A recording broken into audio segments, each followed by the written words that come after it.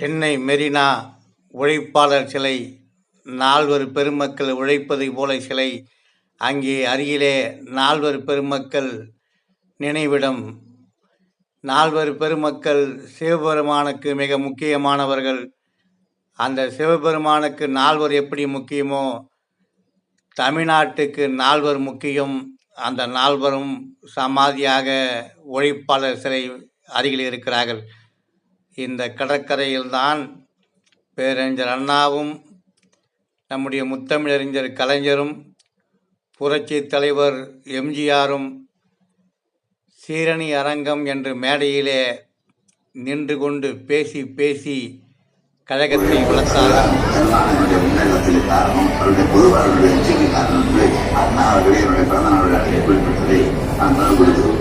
நாம் பாலத்தை நடக்கும் பொழுது இருபுறம் இருக்கின்ற இரண்டு கைப்பியை போல ஒரு பக்கத்தை இலக்கியமும் ஒரு பக்கத்தை அரசியல். அருமை மெய்யன்பர்களே, நண்பர்களே, இப்பொழுது நாம் பெருந்தகை பேரறிஞர் அண்ணா, முத்தமிழறிஞர் கலைஞர் நினைவிடத்தில் இருக்கிறோம். மிக அற்புதமாக வடிவமைத்திருக்கிறார்கள். புதிய பொலிவுடன் காட்சி தருகிறது. மெரினா கடற்கரையில் உள்ள பேரறிஞர் அண்ணா, முத்தமிழறிஞர் கலைஞர் நினைவிடம்.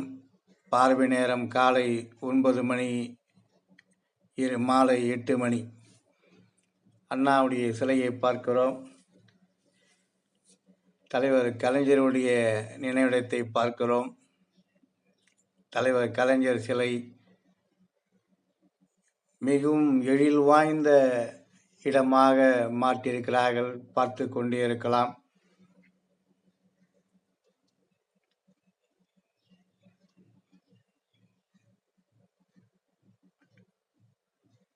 வணங்கி வணங்கி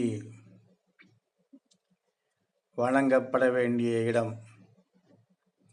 முத்தமிழை ஆண்ட முத்தமிழறிஞர் கலைஞர் பேரறிஞர் அண்ணா தம்பியாக, இதயத்தை கடனாக தா அண்ணா, நான் வரும்போது உன் காலடியில் சமர்ப்பிக்கிறேன் என்று சொல்லி பேரறிஞர் அண்ணா காலடியிலே போராடி அவர் இதயத்தை அங்கே புதைத்து விட்டார். பார்க்கும் இடமெல்லாம் தமிழ் மணக்கும். தலைவர் கலைஞர் எழுதிய தமிழ் அங்கே கொட்டி கிடக்கிறது. பேரறிஞர் அண்ணா எழுதிய தமிழ் அங்கே கொட்டி கிடக்கிறது. இதையெல்லாம் சொல்லி மாளாது, நேரடியாக சென்று பார்க்க வேண்டும். நாவால் தமிழ் மக்களை ஆண்டு, அதே நாவால் தமிழ்நாட்டை ஆண்டு இன்று ஓய்வில்லாமல் உழைத்த முத்தமிழ் கலைஞர் உறங்கிக் கொண்டிருக்கிறார் மெரினா கடற்கரையிலே. அண்ணனுக்கு தம்பி இன்னும் சிறப்பு. உள்ளே செல்லலாம். கீழே கலைஞர் உலகம் இருக்கிறது. அதை பார்த்து கொண்டே இருக்கலாம். மிக அற்புதமாக செதுக்கியிருக்கிறார்கள் அருமை உடன்பிறப்புகளே, நண்பர்களே. கலைஞர் உலகம். கலைஞர் உலகம் தமிழ் உலகம்.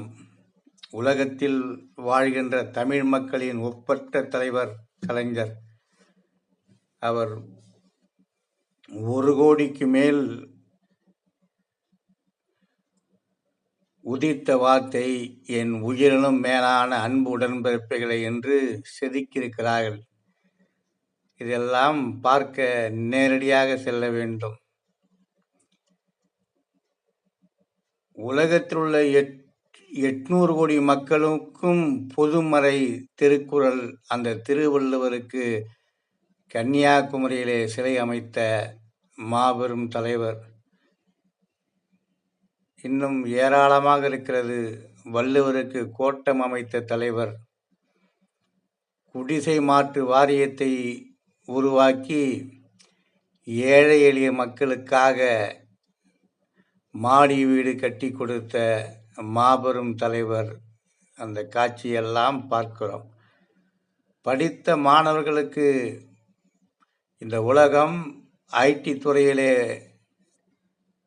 முன்னேறும் என்று கணித்து அந்த ஐடியல் பார்க்கை உருவாக்கினார். தாய் மீது கொண்ட பாசத்தால் வாழ்ந்த தலைவர் தமிழ் தாய் வாழ்த்தை செதுக்கியிருக்கிறார் தாய் படத்திற்கு அருகிலே. இன்னும் ஏராளமாக அந்த காட்சியெல்லாம் நாம் தலைவர் கலைஞர் நினைவிடத்துக்கு சென்றார். தமிழ்த்தாயின் தவப்புதல்வன் கலைஞர். உண்மைதான், தமிழ்த்தாய் தவம் எடுத்த உன்னத போராளியும் அவர்தான். வள்ளுவர் கோட்டை அமைத்தார், குறளோவியம் ஏற்றினார். ஓடி வந்த எந்தி பெண்ணே கேள், நீ நாடி வந்த கோழை நாடு இதுவில்லை என்று சிறுவயதிலே தமிழ்குடி ஏந்தி போராடிய அற்புத தலைவர். கடமை, கண்ணியம், கட்டுப்பாடு என்று சொல்லித்தந்த பேரறிஞர் அண்ணாவின் தம்பியாக இருந்து அண்ணாவின் கனவை ஒவ்வொன்றாக நிறைவேற்றியவர். கள்ளக்குடி கண்ட கருணாநிதி வாழ்கவை என்று அனிபா தொழில் கேட்கின்ற பொழுது உள்ளம் மகிழும்.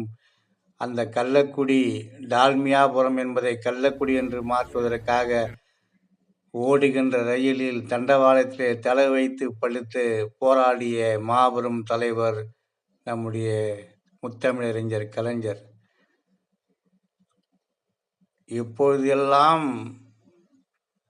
இந்தியா சுத்தப்படுத்த வேண்டும் என்று போராடுகிறார்கள். ஆனால் பல ஆண்டுகளுக்கு முன்னே தமிழ்நாட்டை சுத்தப்படுத்திய மாபெரும் புரட்சியாளர் நம்முடைய முத்தமிழறிஞர் கலைஞர். அந்த உருவச் சிலையை பார்க்கிறோம். இதெல்லாம் நீங்கள் நேரடியாக பார்த்தால்தான் அவருடைய அழகும் கம்பீரமும் நமக்கு தெரியும்.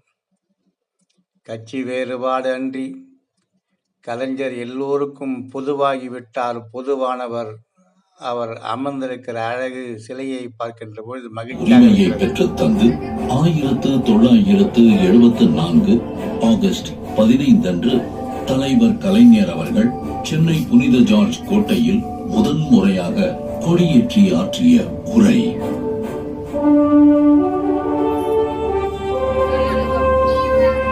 உரிமை வீரர் கலைஞர். இந்திய பெருநாடு விடுதலை பெற்ற இந்த திருநாளில் தமிழக மக்களுக்கு என் அன்பான வாழ்த்துக்களை தெரிவித்துக் கொண்டு வீர சுதந்திரம் வேண்டி நின்று விடுதலை போரில் வீழ்ந்துபட்ட மாணவர்களுக்கும் தியாக செம்மல்களுக்கும் வணக்கத்தை செலுத்துகின்றேன். மண்மீட்க எழுந்த போராட்டத்தின் முடிவில் வெற்றி களிப்புடன் விண்முட்ட பறந்து பட்டொளி வீசிடும் இந்திய தேசிய கொடியை மக்களால் தேர்ந்தெடுக்கப்பட்ட மாநிலத்தின் முதலமைச்சர்கள் தான் இந்நாளில் ஏற்றி வைக்க வேண்டும் என்று நான் எழுப்பிய உரிமை குரலை புறக்கணிக்காமல் ஒப்புதல் தந்த ஒன்றிய அரசுக்கும் இந்திய பிரதமர் இந்திரா காந்தி அம்மையாருக்கும் என் நன்றியை தெரிவித்துக் கொள்கின்றேன். உறவுக்கு கை கொடுப்போம், உரிமைக்கு குரல் கொடுப்போம் என்ற நமது உறுதி படைத்த உள்ளத்திற்கு கிடைத்த பரிசு இதுவென எண்ணி மகிழ்கிறோம். நன்றி, வணக்கம்.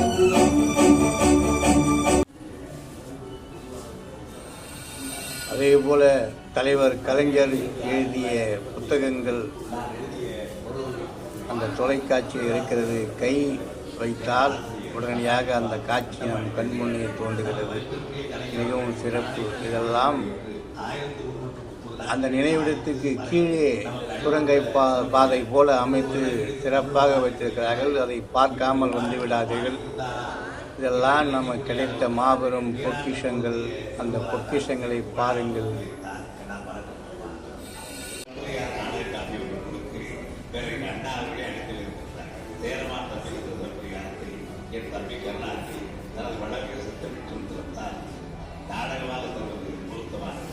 அவற்றிலிருந்து பல அருமையான கருப்பொருளை பின்னணியாக வைத்து அந்த எண்ணத்தை வழிவதால் சிலப்பதிகாரத்தின் பொதுப்புறவியான பூம்புகார். இந்த புகழ்ச்சிக்கு எழுத்தாளர் நான்கும் அபரிமிதமான என்றெல்லாம் அண்ணாவில் நடந்த அடிப்படையில் நான் மறக்க முடியுமா?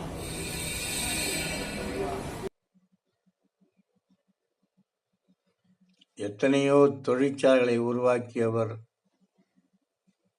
பல்லாயிரம் கோடி மக்களுக்கு வேலை தந்தவர். இன்னும் ஏராளமான தமிழ்நாட்டை நவீனமாக செதுக்கிய நவீன சிற்பி நம்முடைய தலைவர் கலைஞர்.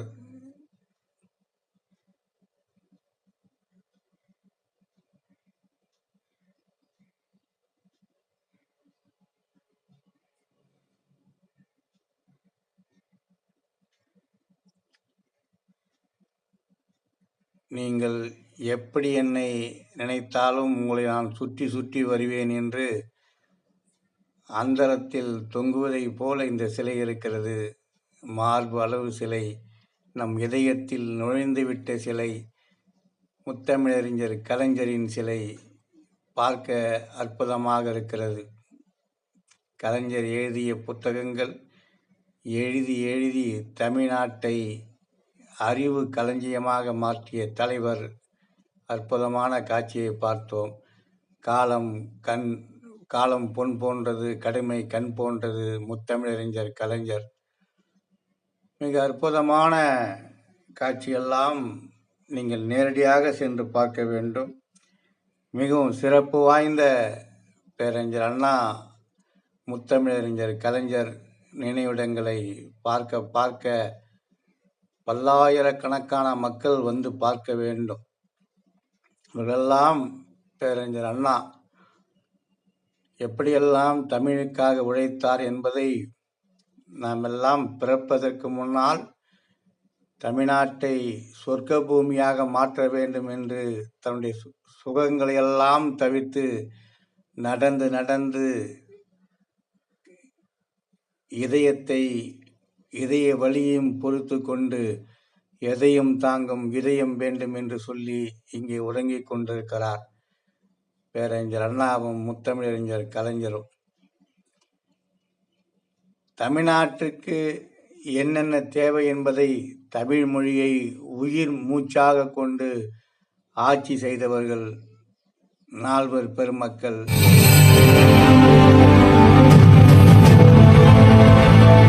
தாய்மார்களே, பெரியவர்களே, என் உயிரினும் மேலான அன்பு உடன்பிறப்புகளே, நம்ம எல்லாம் ஆளாக்கிய அண்ணன் அறிஞர் அண்ணா அவர்களது மறைவுக்கு பிறகு அவரது வழி நின்று எனது தலைமையில் நடைபெற்ற திராவிட முன்னேற்ற கழகத்தின் ஆட்சியில் ஏழையின் சிரிப்பில் இறைவனை காண்போம் என முழக்கத்துடன் தமிழ்நாட்டிற்கும் தமிழ்நாட்டு மக்களுக்கும் ஆற்றிய தொண்டுகளும் சாதனைகளும் ஏராளம் ஏராளம். 1969ஆம் ஆண்டு இயற்றப்பட்ட ஆதி இருபுறம் இருக்கின்ற இரண்டு கைப்பிடி பல ஒரு பக்கத்தை இலக்கியமும் ஒரு பக்கத்தை அரசியல்